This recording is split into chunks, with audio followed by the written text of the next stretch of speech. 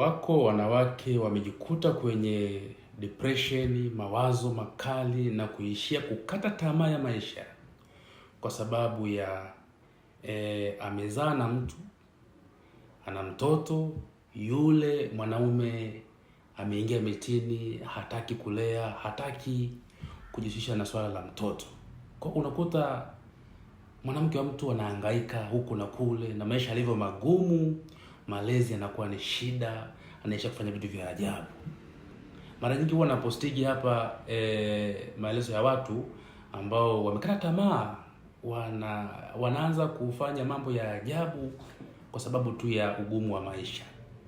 Niwaambie tu ndugu zangu, ni wanawake na wanaume, kama hamuwezi kumlea huyo mtoto vizuri akakuwa vizuri kama nyinyi mlivyokuwa, ni bora usipate mtoto, bora msizae. Mambo ya kuja kupata mtoto aanze kuteseka na kadhalika si mazuri. Na nyinyi wanawake, mambo ya kufikiria kwamba ukizaa na mtu ndio umemkamata, ndio atakuwa na wewe, mambo hayako hivyo. Ndugu mwanamke, usije ukatumia kigezo cha mtoto kama ndio kigezo cha kwamba utakuwa karibu na huyo mtu, atakusaidia na kadhalika. Wanawake wengi ambao wamefanya hivyo wameishia kubaki peke yao, wameishia kujuta, wameishia kuteseka, wameishia kupata matatizo lukuki.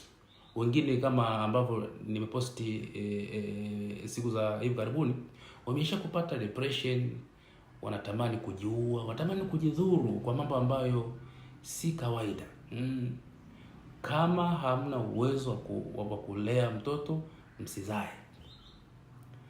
Kama unadhani kupata mtoto na mwanaume ndio kigezo cha wewe kuwa naye, mwanamke, unajidanganya.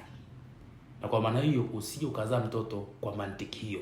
Pata mtoto kama wewe na baba mtoto mmejiandaa, mnaweza kumlea huyo mtoto katika misingi ambayo iko vizuri, akue. Mwanamke na mwanaume, huu ni ujumbe muhimu sana sana sana. Kama mna uwezo usizae. Na mwanamke, usijishikishe kwa mwanaume eti ukiwa na mtoto hata kwa wako, unajidanganya sana.